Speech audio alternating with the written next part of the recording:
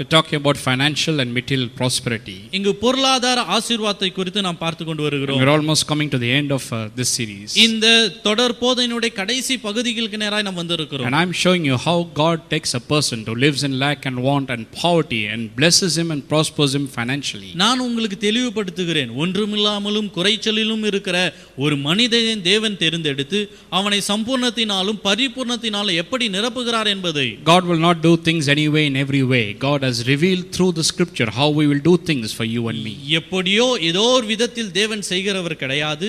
வேத வசனத்தின் மூலமாக அவர் தெளிவுபடுத்தி இந்த விதமாய் தான் செய்ய போகிறேன் என்று நமக்கு வெளிப்படுத்துகிறார். Many people live on this assumption that God will somehow do something for them. இன்னைக்கு अनेகர் இப்படிப்பட்டதான கற்பனையில் வாழ்கிறார்கள். எப்படியாவது தேவன் என் வாழ்க்கையில் கிரியை செய்து விடுவார் என்ற எண்ணத்தில் வாழ்கிறார்கள். Even yesterday a person that called me up and he was telling me this. இதை தான் நேத்து கூட ஒருத்தர் அழைத்து என்கிட்ட சொன்னார். He said, I thought God will somehow do something, brother, but nothing is happening. எப்படியோ ஏதோ ஒரு விதத்துல தேவன் செய்வார்னு நினைச்சாங்க, ஆனா என் வாழ்க்கையில செய்யவில்லை என்று சொன்னார். So I told him, if God is going to somehow do something for you, then why we need the Bible? Then why the Bible is important for us? நான் கேட்டேன், ஏதோ விதத்துல எப்படியாவது தேவன் செய்வாரானால் வேத வசனம் நமக்கு எதற்கு, வேதாகமம் நமக்கு எதற்கு? That is why the word is so important for the believer. அதனால தான் விசுவாசிகளாகிய நமக்கு வார்த்தையானது மிக முக்கியத்துவம் வாய்ந்ததாக இருக்கிறது. Because the word reveals how God will do things for you and me. இன்னைக்கு வேத வசனம் நமக்கு தேவன் எப்படியாக செயல்பட போகிறார் என்பதை நமக்கு வெளிப்படுத்துகிறதா இருக்கிறது. Scripture reveals several ways how God has ordained and established to prosper us financially. வசனங்கள் நாம் எப்படியாக தேவன் பண விஷயத்திலும் பொருளாதாரத்திலும்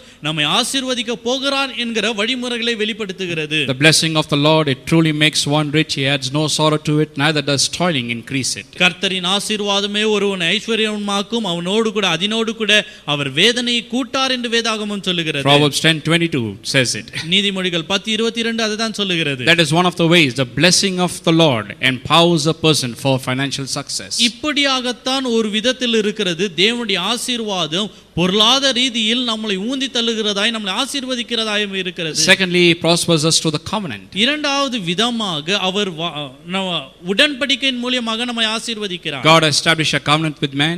நம்மளோடு கூட மனிதர்களோடு கூட அவர் உடன்படிக்கை ஏற்படுத்தி இருக்கிறார். Many blessings he promised through it. அந்த உடன்படிக்கையின் மூலமாக अनेक ஆசீர்வாதங்களை தேவன் சொல்லி இருக்கிறார். One of it is financial and material prosperity. அதில் ஒரு ஆசீர்வாதம் என்னவென்றால் பொருளாதார ரீதியில் நாம் ஆசீர்வாதத்தை பெறுவது. Thirdly is laws of prosperity we see. மூன்றாவதாக செழிப்பினுடைய வழிமுறைகள் என்ன என்பதை பார்த்திருக்கிறோம். All laws, natural and spiritual, convey something to us, teach us something. இயற்கையிலும் வேதத்திலும் இருக்கிற வழிமுறைகள் நமக்கு ஒன்றை போதிக்கிறதா இருக்கிறது.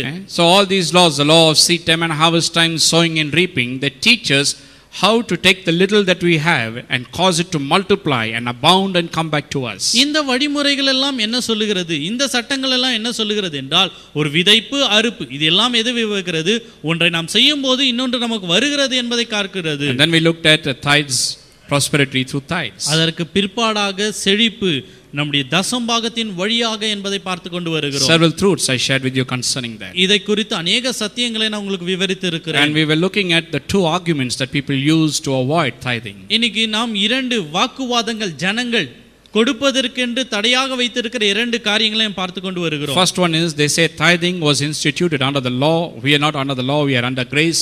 So therefore we are not obligated to tithe. அவர்கள் என்ன சொல்லுகிறார்கள், அவர் தர்கிக்க காரணம் என்ன, தசம்பாகம் செலுத்தக்கூடாதபடிக்கு என்றால் நாம் இப்போது கிருபைக்குள்ளாக கிடக்கிறோம், நாம் சட்டத்தின் விதிமுறைகளுக்குள்ளாக நியாயப்பிரமாணத்தின் கீழாக நாம் கிடையாது என்கிறது. So I showed you that tithing was not instituted under the law.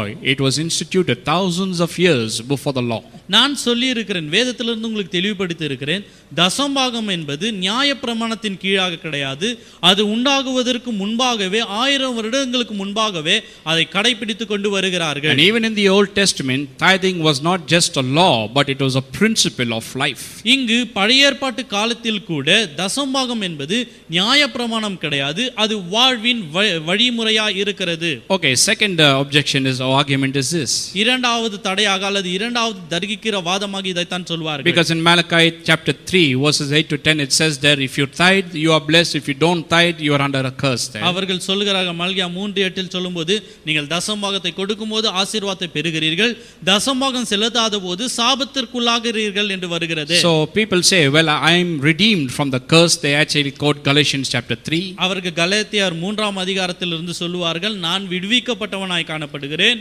So even if I don't tithe, I am not under the curse because I am redeemed from the curse, they argue. அவர்கள் என்ன சொல்வார்கள் என்றால், சாபத்திலிருந்து நான் விடுவிக்கப்பட்டதினால் நான் தசமபாகத்தை செலுத்தாமல் இருந்தாலும் கூட நான் சபிக்கப்பட்டவன் கிடையாது என்று சொல்லுகிறார்கள். So we explained that also to you, what it means there. அப்படி என்றால் என்ன என்று கூட உங்களுக்கு நான் விவரித்து இருக்கிறேன். And then I showed you how God does not curse you. It's not that, if you give money, God will bless you, and if you don't give, God will curse you. It's not that. பிற்பாடாக நான் உங்களுக்கு விவரித்து இருக்கிறேன், தேவன் கொடுக்கத்தாதான் ஆசீர்வதிப்பேன், கொடுக்கலனா உன்னை சபிப்பேன் என்பது கிடையாது. No, the issue is much more than money there. ஆனா அங்க பிரச்சனை என்னன்னா பணத்தை காட்டிலும் வேறொன்றாய் இருக்கிறது. When you withhold what belongs to God, God considers that as robbery. You are robbing God.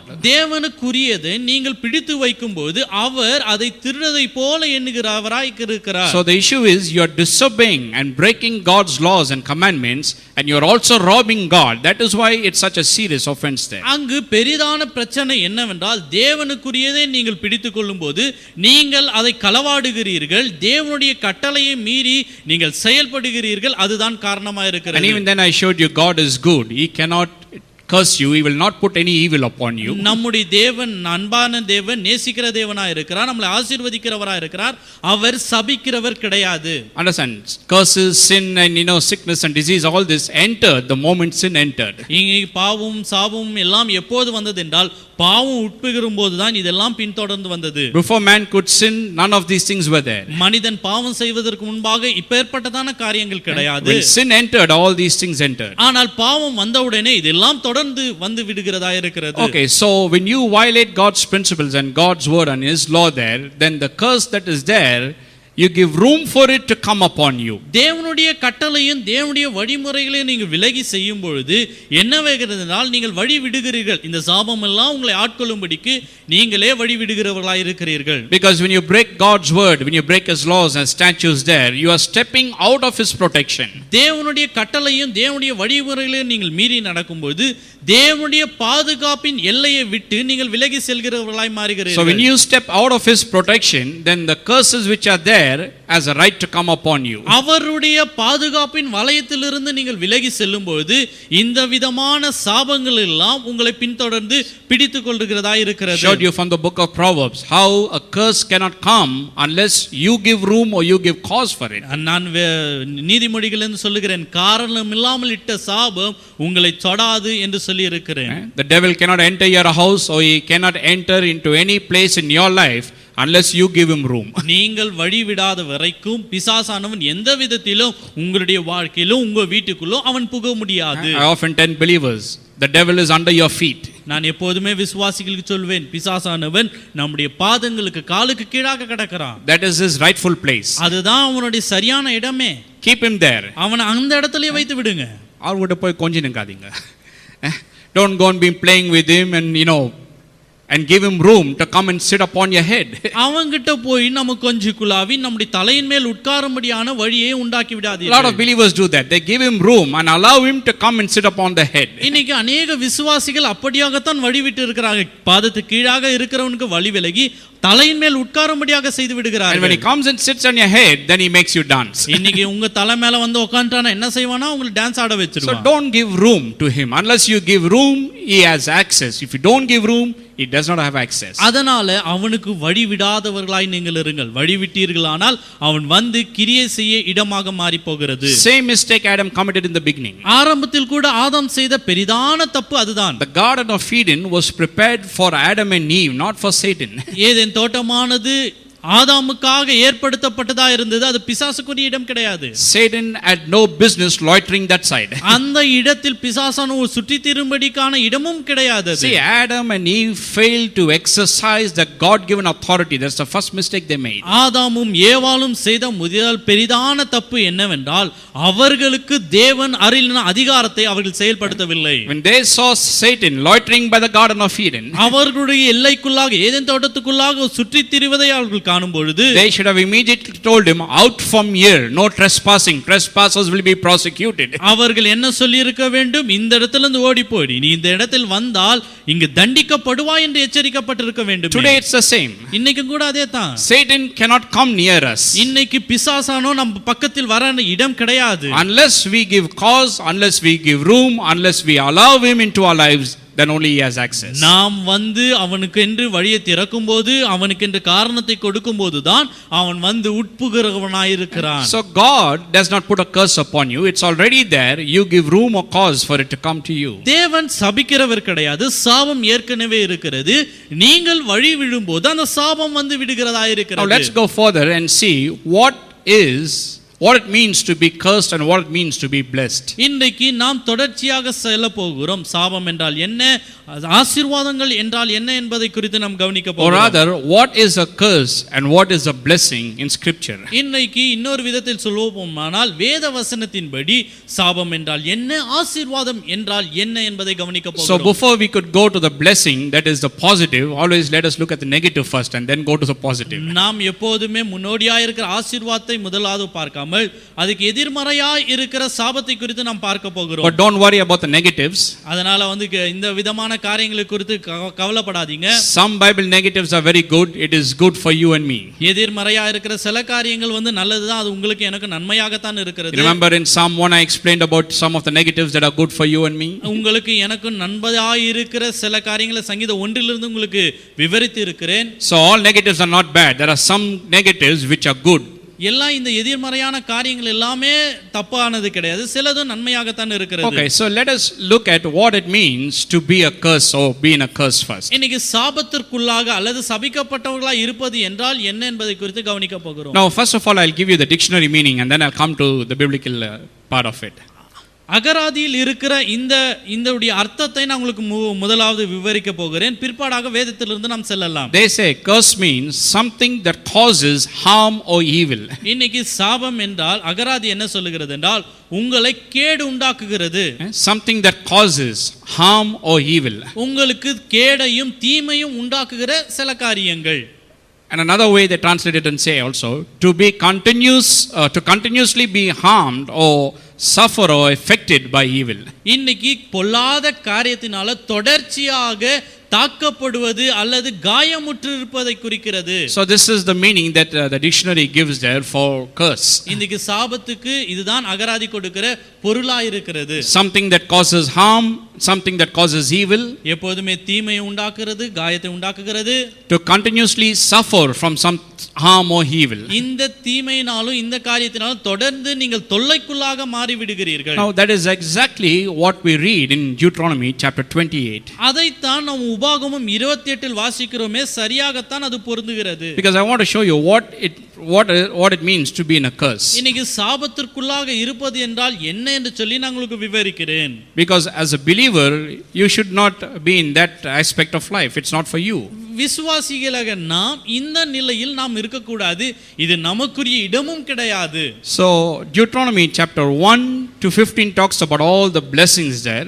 இங்கு உபாகமம் 28 1 15 வரைக்குமா எல்லா ஆசீர்வாதங்களை குறித்து பேசுகிறது. And then afterwards in 15 onwards, if you go read right till the end, it talks about all the curses that will come upon you if you do not listen to the voice of the Lord your God and do what it says. இந்த 15வது வசனத்திலிருந்து மற்ற எல்லா வசனங்களையும் நீங்கள் கவனிக்கும் பொழுது தேவன் விதிக்கிற விதிமுறைகளை நாம் மீறி செயல்படும்போது, தேவனுடைய சத்தத்திற்கு நாம் கீழ்ப்படியாமல் போகும்போது வருகிற சாபத்தை குறித்து பேசுகிறதா இருக்கிறது. Well, as a believer you need to concentrate from verses 1 to 15. ஆனால் விசுவாசிகளாக நாம் எப்போதுமே எதில கவனமா இருக்கணும்னா வசனம் 1 14 வசனம் வரைக்கும் நாம் கவனமா இருக்கணும். The blessings. அதெல்லாம் ஆசீர்வாதத்துக்குரிய வசனங்கள். Because we love God. We are not people who disobey God and violate his principles and walk against his word. ஏனென்றால் நாம் எப்பேற்பட்ட ஜனமா இருக்கிறோம் என்றால் தேவனை நேசிக்கிற ஜனம், தேவனுடைய கட்டளைக்கு கீழ்ப்படிந்து செயல்படுகிற ஜனம், தேவனுடைய சத்தத்தை கேட்கிற ஜனமாய் நாம் இருக்கிறோம். That is why in spite of all the rain and the weather you are here on a Sunday morning. அதனால தான் என்ன மழை வந்தாலும் குளிர் மத்தியிலும் நீங்கள் இந்த காலை நேரத்துல வந்து சேர்ந்து இருக்கிறீங்க. Some of you come from very far. சிலர் வந்து தூரத்துல இருந்து வருகிறீங்க. See, a believer loves God. He loves to be with the people of God. He loves to be in the presence of God. விசுவாசியானவன் யாரா இருக்கிறான் என்றால் தேவனை நேசிக்கிறவன் தேவனுடைய ஜனங்களோடு கூட சேர்ந்து தேவனை ஆராதிக்க விருப்பம் கூடியவனாய் He இருக்கிறான். finds great joy and delight in keeping God's commands. தேவனுடைய கட்டளையில் கீழ்ப்படிவதில் அவனுக்கு அப்பேற்பட்டதான மகிழ்ச்சி சந்தோஷம் அவனுக்கு இருக்கிறது. He's not burdened by those things. அந்த காரியத்தினால அவன் வேதனைப்படுகிறவன் கிடையாது. So as a believer you need to concentrate on those verses, the blessings, because it's for you. அதனால விசுவாசிகளாக நாம் எப்போதுமே இந்த ஆசீர்வாதமான வசனத்தின் மேல் கவனம் செலுத்தப்பட வேண்டும். But then it says there, when you do not listen to the voice of the Lord your God and do not obey what it says there and do what it says, then a list of curses is mentioned there, and it says all these things will come upon you. இங்கு 15வது வசனத்துக்கு கீழிலிருந்து अनेक சாபங்கள் அவர் எழுதி இருக்கிறார்.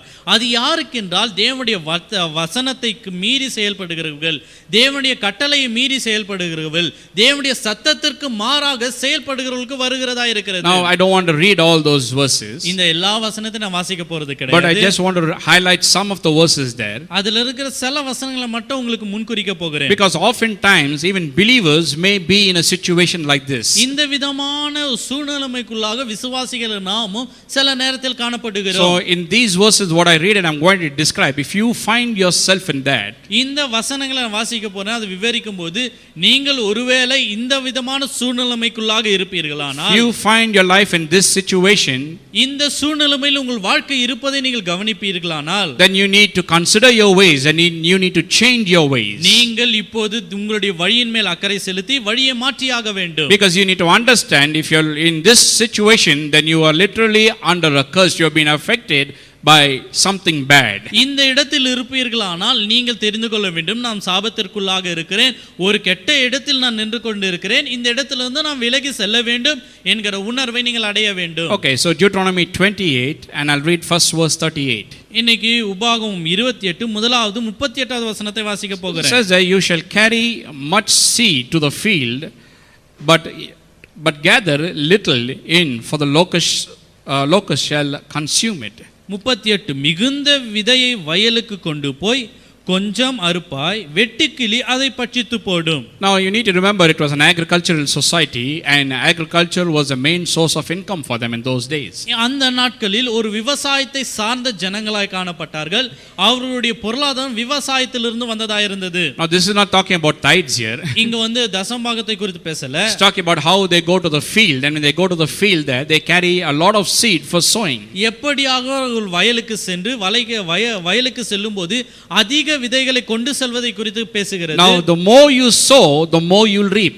எந்த அளவுக்கு விதைக்கிறீர்களோ அந்த அளவுக்கு நீங்கள் அறுவடை பார்க்க வேண்டும். He who sows sparingly will reap sparingly. He who sows bountifully will reap bountifully. இங்கு கொஞ்சமாய் விதைக்கிறவன் கொஞ்சமாய் அறுப்பான், அள்ளித்துவம் விதையை அதிகமாய் விதைக்கிறவன் அதிகமாய் அறுப்பான் என்று வேதவசனம் சொல்லுகிறது. So here it says that they carry much seed for sowing there. இங்கு விதைக்கும்படிக்கு அவர்கள் அதிகமான விதைகளை கொண்டு செல்கிறார்கள். And according to God's word, according to God's principle that he has established, they should bring back much more. இங்கு தேவனுடைய வசனத்தின்படியும் தேவனுடைய வழிமுறையும் பார்ப்போமானால் அளவுக்கு அதிகமாய் தானே பெற்றுக்கொண்டு வந்ததாக வேண்டும். See, natural or spiritual, the whole purpose of this law is to take the little that you have and to sow it so that you'll get more of whatever you need. இந்த விதிமுறை எப்படி இருக்கிறது என்றால், இயற்கையிலும் சரி ஆவிக்குரிய ரீதியிலும் சரி, இந்த விதிமுறை எப்படி இருக்கிறது என்றால், எந்த அளவுக்கு விதைக்கிறீர்களோ அந்த அளவுக்கு அறுக்க வேண்டும். So that is what we see here. They take much seed and they go to the field and they work hard and they sow it there. இங்கு நாம் பார்க்கிறோம், அவர்கள் மிகுந்த விதையை வயலுக்கு கொண்டு செல்கிறார்கள், அங்கு உழைப்பை அவர்கள் செயல்படுத்துகிறார்கள். But what do they bring back? ஆனால் எடுத்துக்கொண்டு வரும்போது எவ்வளவு எடுத்துக்கொண்டு வருகிறார்கள்? What does it say in your Bible? அங்கு வேதவசனம் என்ன சொல்லுது உங்க வேதாகமம்? Come with your Bible. வேதத்தோடு கூட வந்திருக்கிறீங்களா? They brought more or little? அங்க அதிகமா கொண்டு வந்தாங்களா கொஞ்சம் கொண்டு வந்தாங்களா? Little they brought back. அங்க சொல்லுகிறது கொஞ்சத்தை They sowed more but brought back little. அதிகமாய் விதைத்தார்கள், ஆனால் கொண்டு வந்ததோ கொஞ்சமாய் இருந்தது. Now I'll just explain it in our day today, what it means to us today. இன்னைக்கு இருக்கிற காலத்தின்படி நான் உங்களுக்கு விவரிக்க போகிறேன். Today many people are living in this situation or this circumstance. இன்னைக்கு கூட अनेகர் இந்த விதமான சூழ்நிலையில் தான் வாசித்துக் கொண்டிருக்கிறார்கள். Now I'm not talking about unbelievers, I'm talking about even children of God. நான் அவிசுவாசிகளை குறித்து பேசல, நான் விசுவாசிகள் தேவனுடைய பிள்ளைகளை குறித்து பேசுகிறேன். They work so hard, they put in a lot of work, they rise up early and go to bed late. அவர்கள் கடினமாக உழைக்கிறவர்களா இருக்கிறார்கள். விடிய காலத்தில் ஏஞ்சி பாதி ராத்திரியில் சென்று தூங்குகிறவர்களா They put இருக்கிறார்கள். a lot of effort and energy and lot of work. அவருடைய ஆற்றல் எல்லாம் உபயோகித்து அதிகமான பலு கஷ்டப்படுகிறார்கள். Sometimes they work so many hours. அதிக அளவு மணி நேரங்கள் அவர்கள் வேலை And the செய்கிறார்கள். whole purpose that they are working so hard is to make more money in life. அந்த அளவுக்கு கடினமாய் உழைப்பதின் நோக்கம் என்ன? அவங்க வாழ்க்கையில் அதிகமான பணத்தை சம்பாதிக்க வேண்டும் என்று. But the thing is, the more they work, the more they put in hard work and labor and all that, very little they get back. ஆனால் அவ்வளவு கடினமாக உழைத்தும் அவ்வளமாய் வேலை செய்தும் அவள் கொண்டு வருவது கொஞ்சமாய் தான் I've இருக்கிறது. seen people in business. I'm talking about Christian people. நான் கிறிஸ்துவ விசுவாசிகளை குறித்து, வியாபாரத்தில் இருக்கிறவர்களை குறித்து பேசுகிறேன். They work so hard, அவங்க கடினமாக உழைக்கிறார்கள். but then they make so little profit. ஆனால் லாபமோ கொஞ்சமாய் எடுக்கிறார்கள். That is exactly what that verse is talking இந்த about. வசனம் அதைத்தான் தெளிவாய் பேசுகிறது.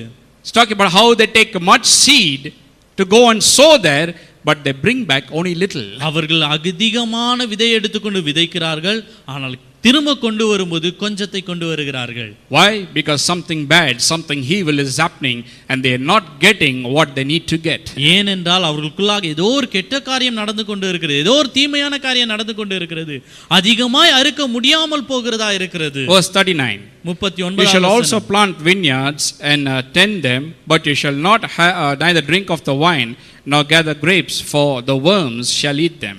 39வது வசனம், திராட்சை தோட்டங்களை நாட்டி பயிரிடுவாய், ஆனாலும் நீ திராட்சை ரசம் குடிப்பதும் இல்லை, திராட்சை பழங்களை சேர்ப்பதும் இல்லை, பூச்சி அதை தின்று போடும். And then it talks about olive trees also. அதுக்கு 40வது வசனத்துல ஒலிவ மரங்களை குறித்தும் You shall plant olive trees, but you will not have olive oil for your anointing of the head. நீங்க ஒலிவ மரங்கள் எல்லாம் நீங்க வைப்பீங்க, ஆனா ஒலிவ எண்ணெய் நீங்கள் பெற்றுக்கொள்ள மாட்டீர்கள்னு சொல்றாங்க. See, it's not that they are not doing something, they are doing something, that they are taking much seed and they are going and sowing.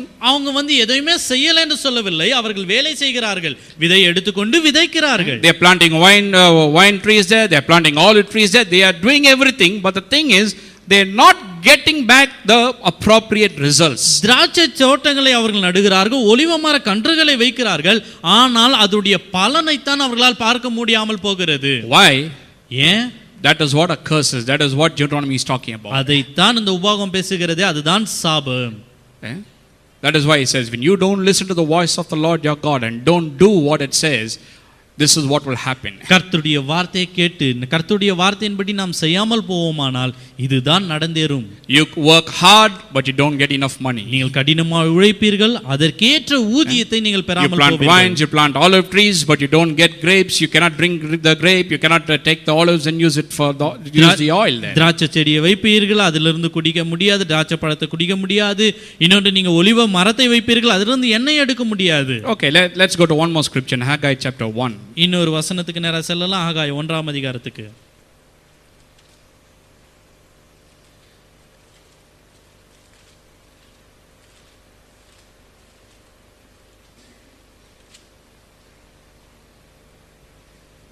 Haggai chapter 1 verse 5 and 6. 1ஆம் அதிகாரம், ஆகாய் தீர்க்கதரிசன புத்தகம் 1ஆம் அதிகாரம் வசனம் 5. Now therefore says the Lord of hosts, consider your ways. இப்போது சேனைகளாகிய கர்த்தர் சொல்லுகிறார், உங்கள் வழிகளை சிந்தித்து பாருங்கள். You have sown much and bring in little. You eat, but you do not have enough. You drink, but you are not filled with drink. You clothe yourselves, but no one is warm. And he who earns wages to put it into a bag with holes. நீங்கள் திரளாய் விதைத்தும் கொஞ்சமாய் அறுத்து கொண்டு போகிறீர்கள். நீங்கள் புசித்தும் திருப்தி அடையவில்லை, குடித்தும் பரிபூர்ணம் அடையவில்லை. நீங்கள் வஸ்திரம் உடுத்தியும் ஒருவனுக்கும் குளிர் விடவில்லை. கூலியை சம்பாதிக்கிறவன் பொத்தலான பையிலே போடுகிறவனாய் அதை சம்பாதிக்கிறான். See, it says the same thing like what Deuteronomy says there. உபாகமும் என்ன சொல்லினதோ அதே தான் இங்கும் ஆகாய் தீர்க்கதரிசி சொல்லுகிறார். It says that you sow much.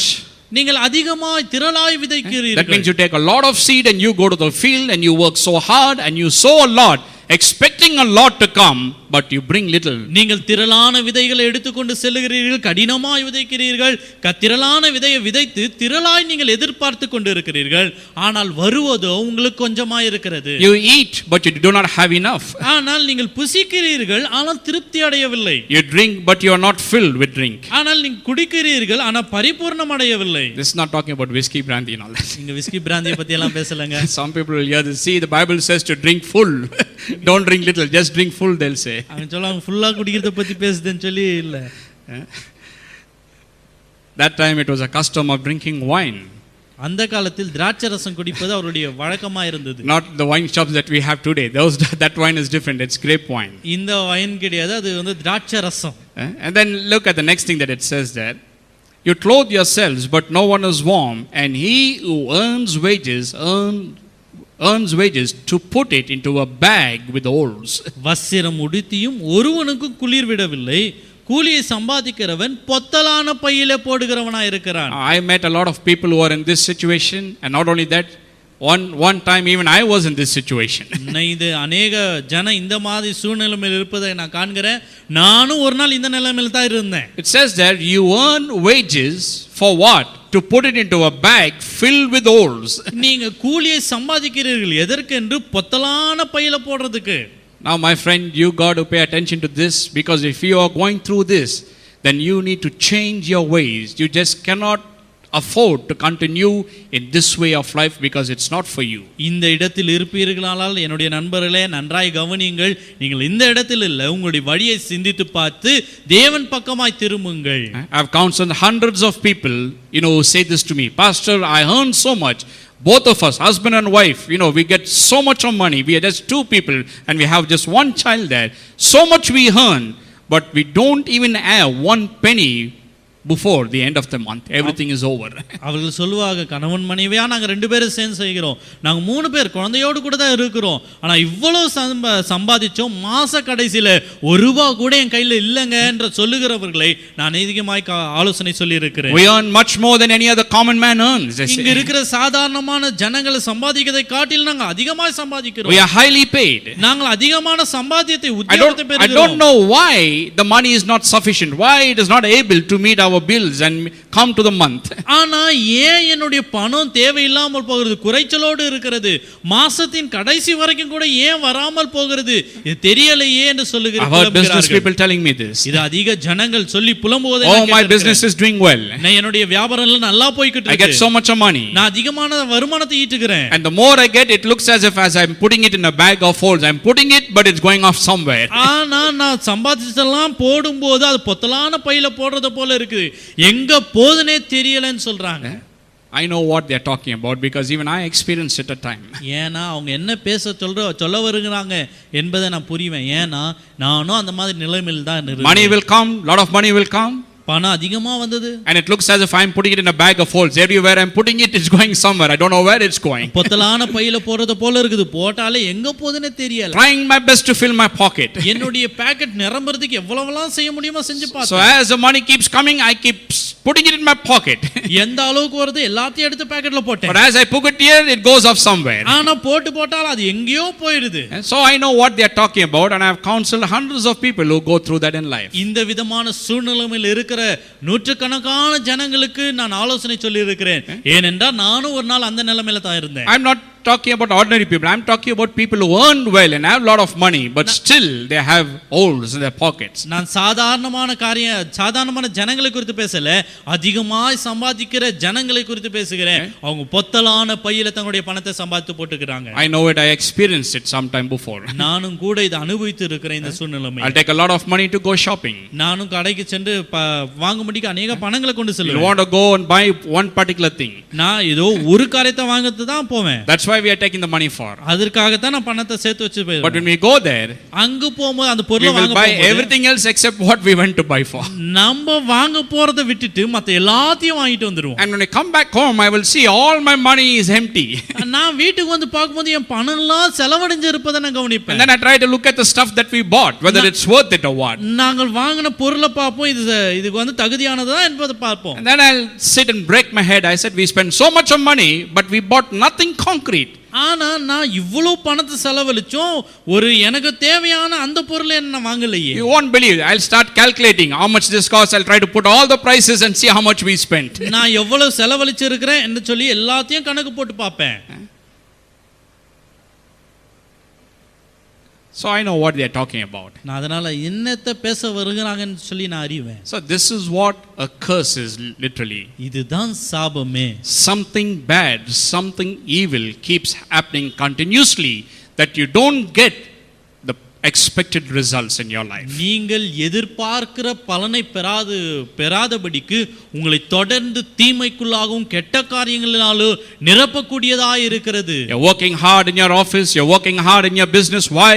To make some money so that you can live well in life. நீங்கள் கடினமாய் உழைக்கிறீர்கள், வியாபாரம் கடினமாய் செய்கிறீர்கள், ஏன் வாழ்க்கையில் நன்றாய் இருக்க வேண்டும் என்பதற்காக. But in spite of working so hard in your office and in your business, you don't have anything left. உங்களுடைய வேலையிலும் உங்களுடைய வியாபாரத்திலும் கடினமாய் உழைத்தாலும் கூட ஒன்றுமில்லாத நிலைமையில் இருக்கிறோம். Something bad, something evil is happening continuously and you are living in that state and condition and not able to rise above that level. தொடர்ந்து இந்த தீமையான காரியங்கள் நிகழ்ந்து கொண்டே இருக்கிறது. இந்த இடத்திலிருந்து உயர்வை பார்க்க முடியாமலே சென்று விடுகிறது. You know how many people of God are in that condition of life and situation? இன்னைக்கு இந்த படமான தேவ பிள்ளைகள் எவ்வளவாய் வசிக்கிறார்கள் உங்களுக்கு தெரியுமா? And some of them are plucking their hair and wondering why it's happening.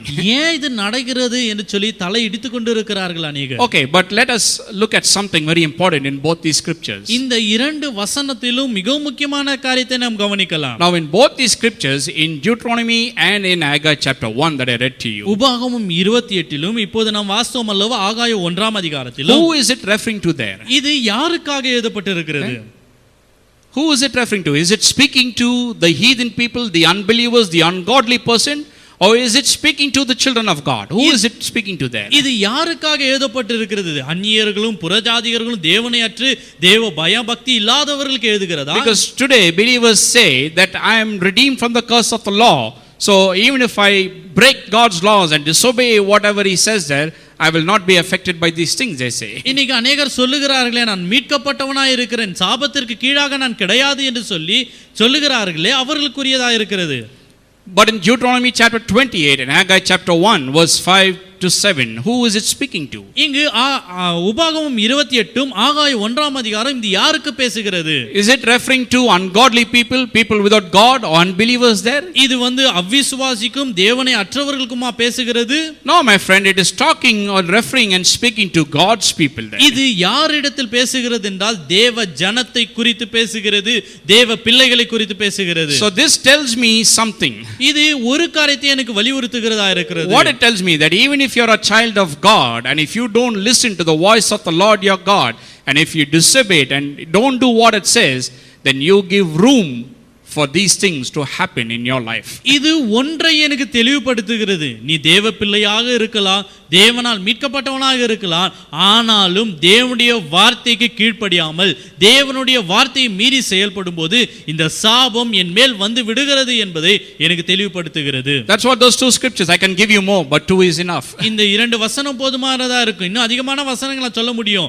இதைத்தான் இது பேசுகிறது. They speak to the children of God. இது தேவ பிள்ளைகளுக்கு, தேவனால் மீட்கப்பட்ட ஜனங்களுக்கு குறித்து பேசுகிறது. So is it possible for a child of God to work hard and not prosper financially? கர்த்தருடைய ஜனங்கள் கடினமா உழைத்தும் ஆசீர்வாதம் பெறாமல் போகிறதுக்கு நோக்கம் அறிவோம். Is it possible for a child of God to have holes in his pocket? கிறிஸ்துவ பிள்ளைக்கு பொத்தலான பையில் இருக்க முடியுமா? Yes, my friend, it is possible. அது முடியும். When? எப்போ தெரியுங்களா? When he gives room. அவன் வழியை திறக்கும் பொழுது. When he gives cause for a curse to come and enter into his life. அவனுடைய வாழ்க்கையில் சாபம் உட்குறும்படிக்கு அவன் வழி வாசலை திறக்கும்போது இதெல்லாம் நடந்தேறும். See, as a child of God, you are protected by God. You know, God has protected you. தேவனுடைய பிள்ளைகளாய் இருக்கிற உங்களை தேவன் பாதுகாக்கிறவராய் இருக்கிறார். The devil cannot even come near you. உங்கள் பக்கத்தில் பிசாசானால் வந்துவிட முடியாது. Because there's a wall of fire around you. ஏனால் அக்கினி மதில்கள் உங்களை சுற்றிலும் இருக்கிறது. Angels are surrounding you. உங்களை சுற்றிலும் தேவ தூதர்கள் பாதுகாப்பாய் இருக்கிறார்கள். So the devil cannot come even near you. இங்க உங்க பக்கத்தில் பிசாசானாலும் வந்து நெருங்கவே முடியாது. When you walk, you are always having a wall of fire around you, protection around you. நீங்கள் நடந்து சென்று கொண்டு இருக்கும்போது உங்களை சுற்றி அக்கினி மதில் வேலி அடித்து உங்களை பாதுகாத்துக் கொண்டு இருக்கிறது. But when you disobey God's word and when you break his commandments and his laws, then you step out of his protection. ஆனால் நீங்கள் தேவனுடைய வார்த்தைக்கு கீழ்ப்படியாமல் தேவனுடைய வார்த்தையும் சட்டதிட்டத்தையும் நீங்கள் மீறி செயல்படும்போது அவருடைய பாதுகாப்பின் எல்லையை மீறி நீங்களாகவே கடந்து சென்று And விடுகிறீர்கள். when you step out, the curses are already there and they come and sit upon you because now it has a right to come upon you. நீங்கள் விலகி செல்லும்போது என்ன நடைபெறுகிறது? அங்கு இருக்கிற சாபம் எல்லாம் உங்களை சுத்த ஆரம்பிக்கிறது. ஏனென்றால் ஏற்கனவே சாபம் அங்கு இருப்பதினால். Just like the umbrella. எப்படி கொடை இருக்கிறதோ அது போல. Raining everywhere. எல்லா இடத்திலும் மழை பெய்யும். Everybody is getting wet. எல்லாருமே நனைஞ்சிடுவாங்க. But you are under the umbrella. ஆனா நீங்க அந்த குடைக்கு கீழாக இருப்பதினால் you don't get wet. நீங்க ஈரமாகிறது கிடையாது. Why? Because you have the protection there. ஏனா உங்களுக்கு ஒரு பாதுகாப்பு இருக்கிறது. But if you step outside the umbrella, ஆனால் இந்த கொடையை விட்டு நீங்கள் வெளியே செல்லும் பொழுது you cannot say, well, I'll step outside and I will not get wet. நான் விலகி வந்துட்டேன் நான் ஈரமாக மாட்டேன்னு சொல்ல முடியாது. Try it and see. நீங்க ஒருவேளை முயற்சி செஞ்சு பாருங்க. I'll step out in faith and I will not get wet. நான் விசுவாசத்துல கால் எடுத்து வைக்கிறேன் நான் நனைய மாட்டேன்னு சொல்லி பாருங்க. No, my friend, you can't do that. அதை நம்ம செய்ய முடியாது நண்பர்களே. Natural and spiritual, it's the same. இயற்கையிலும் சரி ஆவிக்குரிய விதத்திலும் ஒரே விதிமுறை தான். As a child of God, you are protected so that nothing can come and affect you. தேவனுடைய பிள்ளைகளாகிய நீங்கள் பாதுகாப்பின் வளையத்துக்குள்ளாக இருக்கிறீர்கள். எதுமே உங்களை தாக்க முடியாது. But when you don't listen to what God says, ஆனால் தேவன் சொல்வதை கேட்காத போது and you walk the way that he says not to walk, தேவன் நடக்காத இந்த பாதையில் செல்லாதே என்று சொல்லுகிற அந்த பாதையில் நீங்கள் செல்லும் பொழுது he's telling you this way leads to death, it leads to curses, don't go that way, he is telling you. தேவன் சொல்லுகிறார் இந்த பாதை கேடான பாதை உங்களை அழிக்கக்கூடியதான பாதை மரணத்தின் பாதை செல்லாதே என்று சொல்லுகிறார். And you deliberately and willfully violate what he says and go against what he says and walk in that way.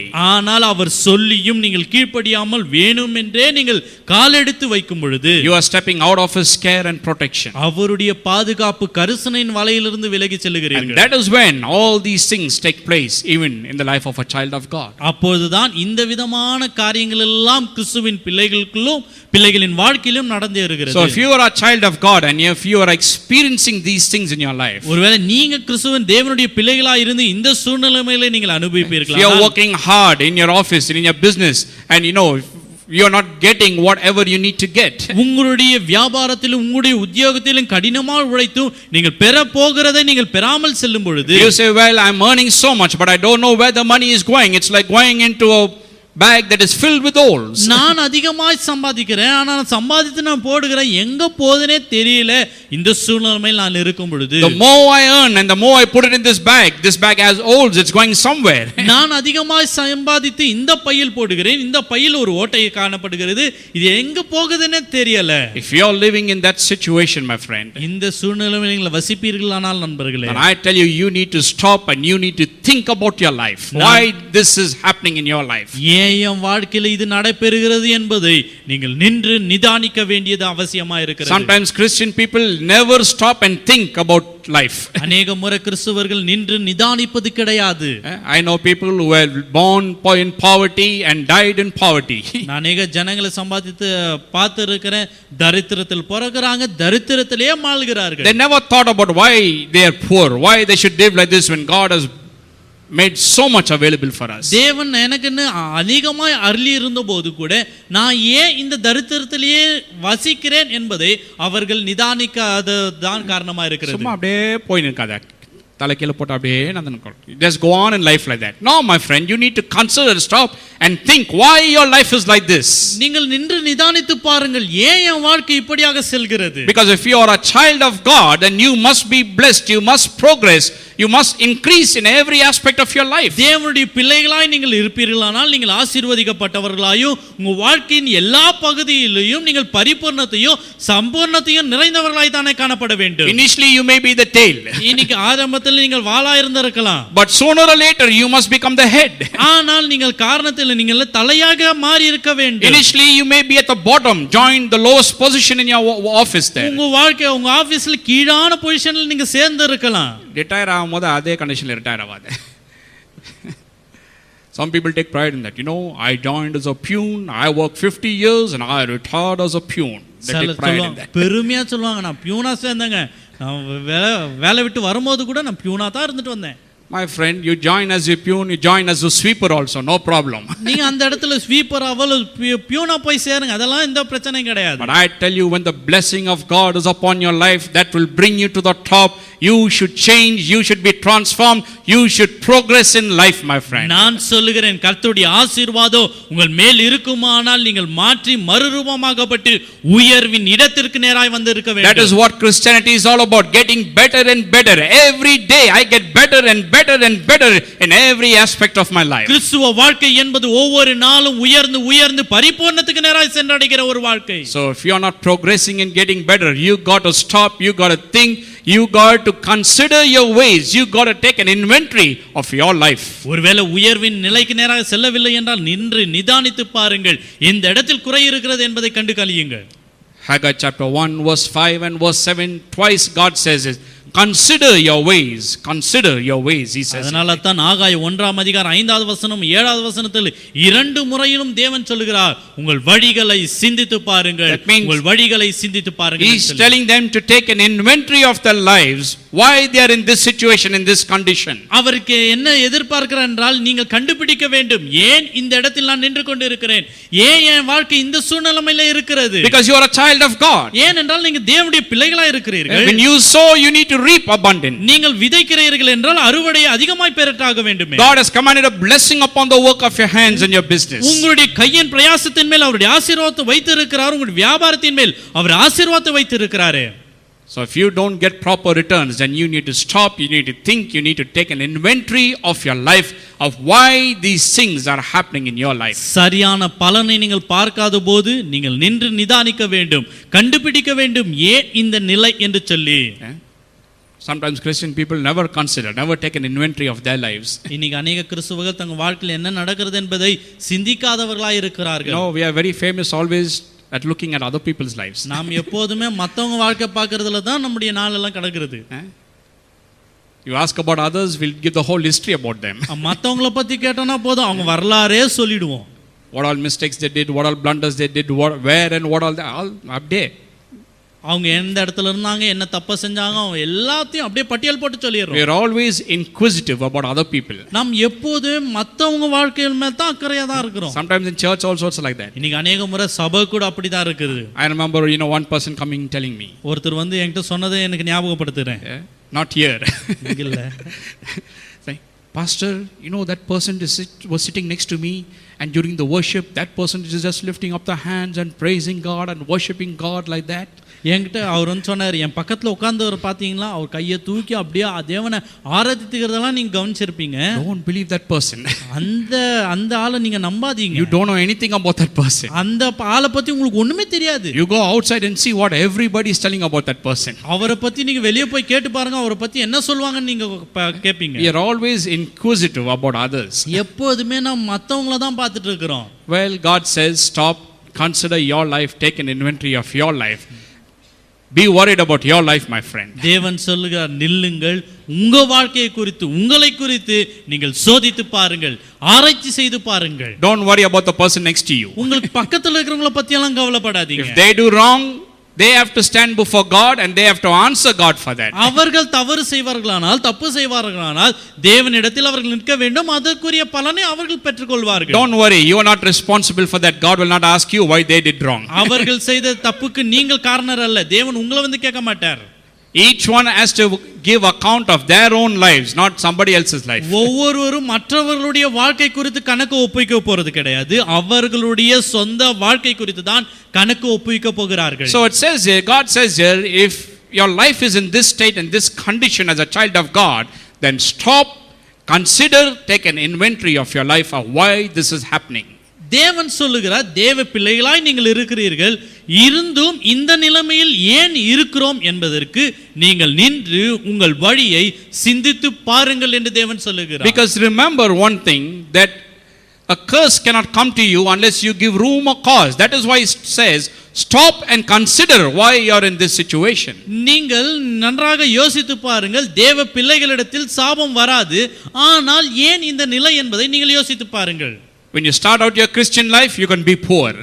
நீங்கள் கிறிஸ்துவ வாழ்க்கையை ஆரம்பிக்கும் போது தரித்திரமா ஏழ்மையில You ஆரம்பித்திருக்கலாம். can start out without anything, without much financial, blessing. ஒன்றுமே இல்லாத நிலையிலிருந்து பொருளாதார ஆசீர்வாதம் இல்லாத நிலையிலிருந்து கிறிஸ்துவ வாழ்க்கையை ஆரம்பித்திருக்கலாம். But as the years go, you must increase, you must prosper financially and materially. ஆனால் நாட்கள் கடக்க உங்களுக்கு பொருளாதாரமும் உங்கள் பணமும் உங்கள் ஆசீர்வாதத்தின் பெருக்கத்தை பார்க்க வேண்டும். That is natural, that is not surprising for a child of God. கிறிஸ்துவ பிள்ளைக்கு அது இயற்கையானது, அதனால ஒரு ஆச்சரியப்பட வேண்டியதில்லை.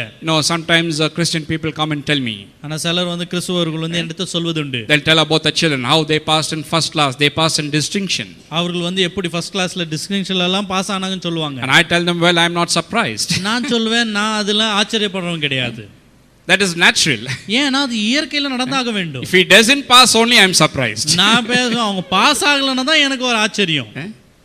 If you start business, it must have success, my friend. It must prosper. நீங்க பிசினஸ் ஆரம்பிக்கணும்னா கண்டிப்பாக அது செழிப்புக்குள்ளாக நடந்தாக வேண்டும். So when you start a business, you start in a very small way. ஒருவேளை நீங்க வியாபாரம் ஆரம்பிச்சு கொஞ்சம் சின்ன வியாபாரம் ஆரம்பிச்சிருக்கலாம். And next in 5 years and 10 years it grows and multiplies and expands and becomes into a big enterprise. ஆனால் 5-10 வருஷத்துக்கு ஆகும்போது அந்த சின்ன வியாபாரமானது பெரு நிறுவனமாய் மாறி போகும். You may be surprised. நீங்கள் ஆச்சரியப்படலாம். But not me. ஆனா நான் ஆச்சரியப்படுறேன். Because that is natural if you are a child of God. ஏன்னா கிறிஸ்துவ பிள்ளைக்கு அது இயற்கையாக நடந்தாக வேண்டும். சில பேர் பாத்தீங்களா பொட்டி கடை வைப்பாங்க, சாவர வரைக்கும் அந்த பொட்டி கடையே இருக்கும். They'll have one small shop, just few sweets or something. Till they die, they'll just have that only. சின்ன பொட்டி கடை வச்சு கொஞ்சம் அந்த இனிப்பு பலகாரத்தை வச்சிருப்பாங்க. ஆனா சாகர வரைக்கும் அதே இடத்துல தான் இருப்பாங்க. That is only surprising to me. அதுதான் என்ன ஆச்சரியமுட வைக்கிறது. You can start out small, my friend. நீங்க சின்னதுல ஆரம்பிக்கலாம் நண்பர்களே. But the end must be great and grand and glorious. ஆனால் முடிவோ சம்பூர்ணத்திலும் பரிபூர்ணத்திலும் மகிமையிலும் இருக்க வேண்டும். Amen. Amen. You must get bigger and bigger and bigger. You must get better and better and better. பெரிதாகி வாழ்க்கை சிறந்ததாய் மாறி போக வேண்டும். That is what Christian life is about. It is a life of progress, my friend. கிறிஸ்துவ வாழ்க்கை என்பது முன்னோடி கண்டு முன்னேறுகிற ஒரு வாழ்க்கையா இருக்கிறது. Because God is with you.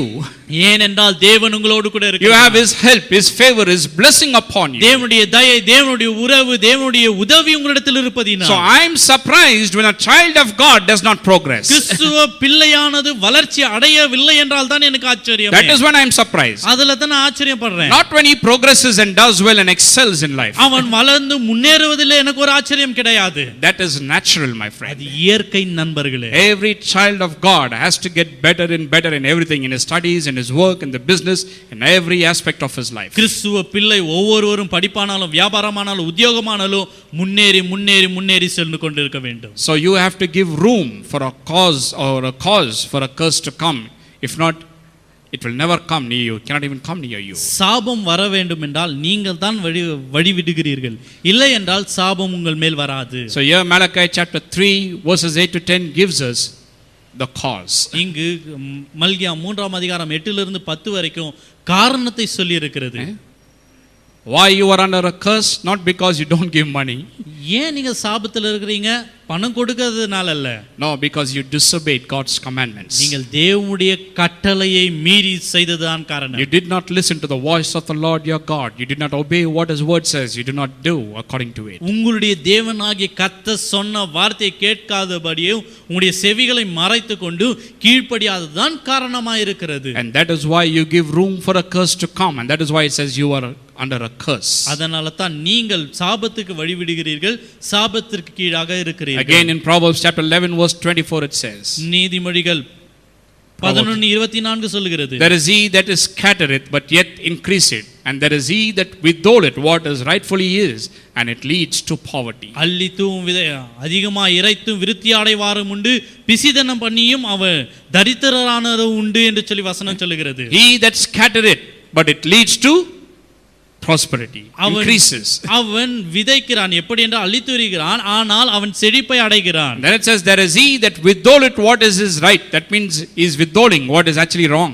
அவனுக்குரியதை அதிகமான பிசிதனம் பண்ணி தனக்குரியதை சேர்த்து வைக்க நினைக்கிறானே. But even though he withholds, it leads him to poverty. ஆனால் தனக்கென்று சேர்த்து வைத்தாலும் கூட அவன் தரித்திரத்துக்கு நேராக கடந்து சென்று விடுகிறான். Both Malachi and Proverbs, there are many reasons why sometimes we don't prosper financially. இங்க மல்கியாவிலும் சரி நீதிமொழிகளிலும் நீதிமொழிகள் சொல்லுகிறது ஏன் பொருளாதார ரீதியில நாம் ஆசீர்வாதம் பெறலன்னு சொல்லி காரணத்தை நமக்கு I வெளிப்படுத்துகிறது. don't want to cover all those reasons. நான் எல்லா காரணத்தையும் சொல்ல விரும்பல. For example, again it says that if you are lazy and don't work, then you will become poor. That's what it says there. இன்னொரு இடத்துல சொல்லுகிறது சோம்பேறித்தனமா இருந்தால் நீங்கள் சாபத்திற்குள்ளாக விருத்தி அடையாத ஒரு நிலையில் இருப்பீர்கள் என்று சொல்லுகிறது. You may be a child of God. நீங்கள் தேவ பிள்ளையா இருக்கலாம். But if you are lazy and don't want to work, ஆனால் நீங்கள் சோம்பேறித்தனப்பட்டு வேலை செய்ய கூடாதுன்னு என்ன கொண்டிருந்தீங்கன்னா poverty will come upon you like an armed person, it says there. உங்க மேல வந்து வஸ்திரம் அணிந்தவனை போல தரித்திரம் வந்து விடுகிறது என்று சொல்லுகிறது. So if you are not prospering financially, which is something natural as a child of God,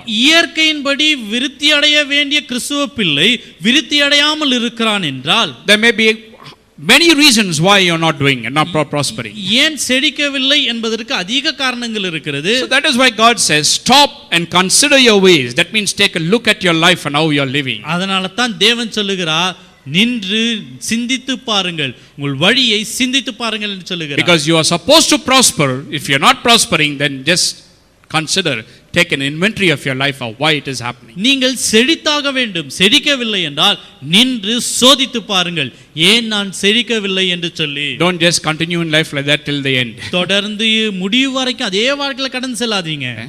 There are many reasons, but Malachi gives this one reason. இன்னைக்கு अनेक காரணங்கள் இருக்கு ஆனா மல்கியா ஒரு காரணத்தை சொல்லி இருக்கிறது. When we withhold what belongs to God, தேவனுக்குரியதை நாம் எடுத்து வைத்துக் கொள்ளும் பொழுது we disobey his command. தேவனுடைய கட்டளை மீறி செயல்படுகிறோம். God considers it as robbery.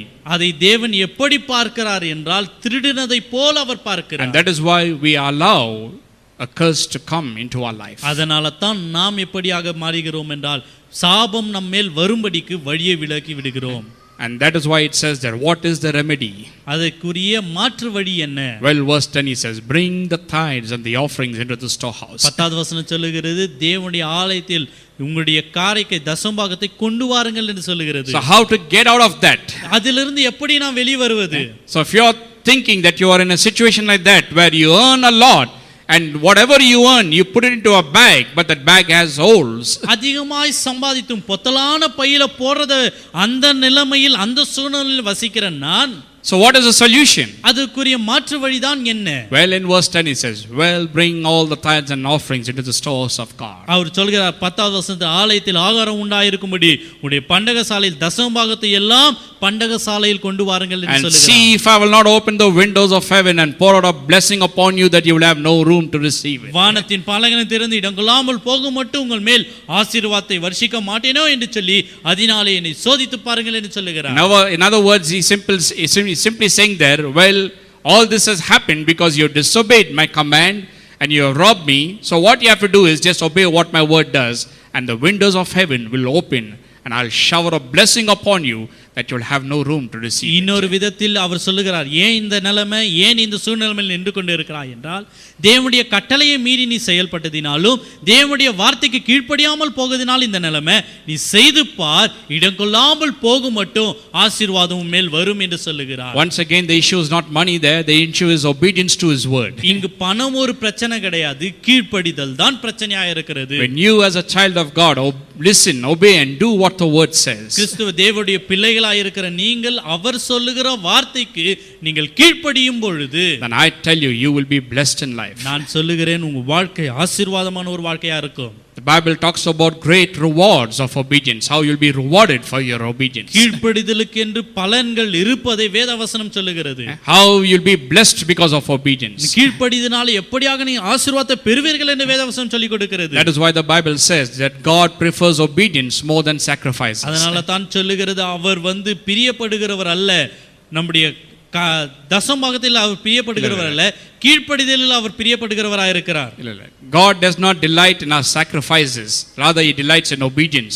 Obedience is better than sacrifice. அவர் சொல்லுகிறார் கீழ்ப்படிதல் தான் உத்தமமாய் இருக்கிறது, பலியை செலுத்துவதை காட்டிலும் கீழ்ப்படிதல் தான் அவருக்கு உத்தமமாய் காணப்படுகிறது. But we always do vice versa. நாம் எப்போதுமே எதிர்மறையா தான் செய்வோம். We don't obey what his word says and we want to do things trying to please him. ஆனா அவரை பிரியப்படுத்தும்படிக்கு கீழ்ப்படிதலை விட்டுட்டு வேற வழியெல்லாம் பின்பற்றிட்டு இருப்போம். He says no, I don't desire sacrifice and offering. offerings. அவர் சொல்லுகிறார் நான் பலியை விரும்பவில்லை என்று சொல்லுகிறார். I desire obedience. நான் கீழ்ப்படிதலை தான் நான் விரும்புகிறேன் என்று தேவன் சொல்லுகிறார். Listening to my word, obeying and doing it, that is what I desire. என்னுடைய வார்த்தைக்கு செவி சாய்த்து அதை செயல்படுத்துவதை தான் நான் விருப்பமுடையவனாய் இருக்கிறேன் என்று தேவன் சொல்லுகிறார். Even today God desires that only, my friend. இன்னைக்கு கூட தேவன் அதில தான் பிரியமாய் இருக்கிறார் நண்பர்களே. He is a God who does not change. அவர் மாறாத தேவன் நம்முடைய தேவன். His desires that you and me will listen to his voice, obey and do what it says. அவருடைய விருப்பமெல்லாம் என்னவென்றால் நீங்களும் நானும் அவருடைய வார்த்தைக்கு கேட்டு அதன்படி செய்ய வேண்டும், கீழ்ப்படிய வேண்டும் என்று தான் விரும்புகிறார். And I tell you,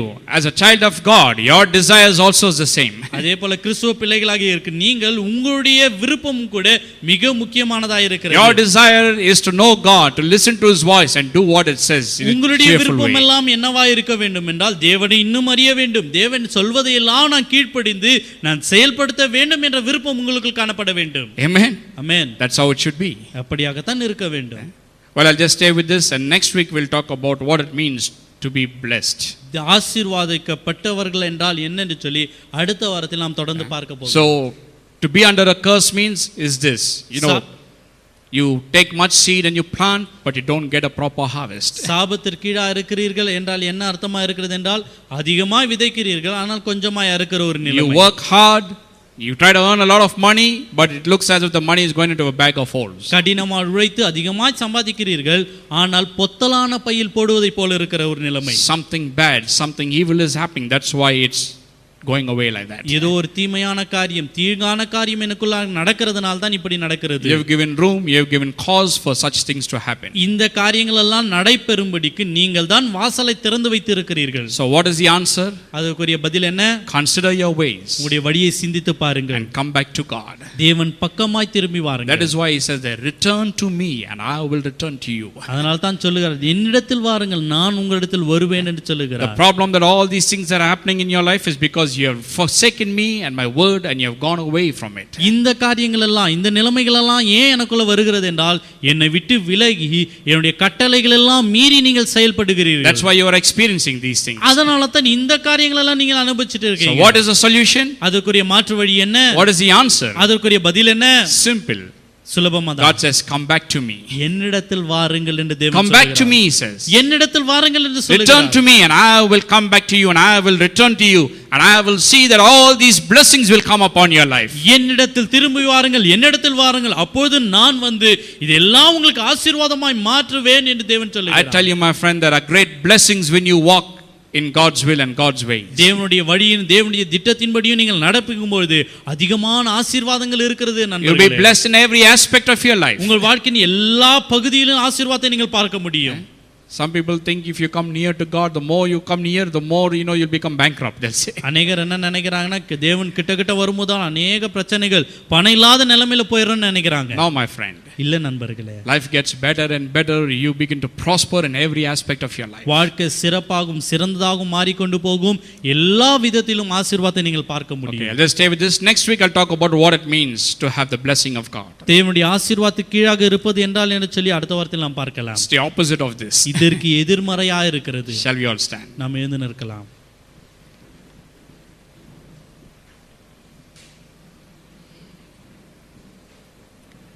Well, I hope nobody is going through what I've just said. நான் என்ன சொன்னேன்னா அந்த சூழ்நிலையில யாரும் இல்லைன்னு சொல்லி நான் நினைக்கிறேன். You're a child of God. நீங்கள் தேவனுடைய பிள்ளைகள்.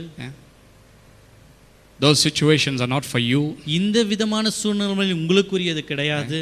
But if you are going through that, ஆனா இந்த சூழ்நிலையில நீங்கள் சென்று கொண்டு இருப்பீர்களானால் stop, consider your ways, நின்று சோதித்து பாருங்கள், உங்கள் வழியை சிந்தித்து பாருங்கள், return back to God. தேவனிடத்தில் திரும்பி வாருங்கள். God is a gracious God, he is a God of mercy and compassion. தேவன் கிருபையும் இரக்கமும் உள்ள தேவனாய் நம்முடைய தேவன் இருக்கிறார். Return to him and he will return to you. அவரிடத்தில் திரும்பி வாருங்கள், அவரும் உங்களிடத்தில் திரும்புவார். You have to prosper, you have to get better and better in every aspect of your life. நீங்கள் கண்டிப்பாகவே வாழ்க்கையில் சிறந்தவர்களாய் இருக்க வேண்டும், எல்லா ரீதியிலும் நீங்கள் ஆசீர்வாதத்தை பெற்றிருக்க வேண்டும். That is something natural for a child of God. தேவ பிள்ளைக்கு இயற்கையாய் நடைபெறக்கூடிய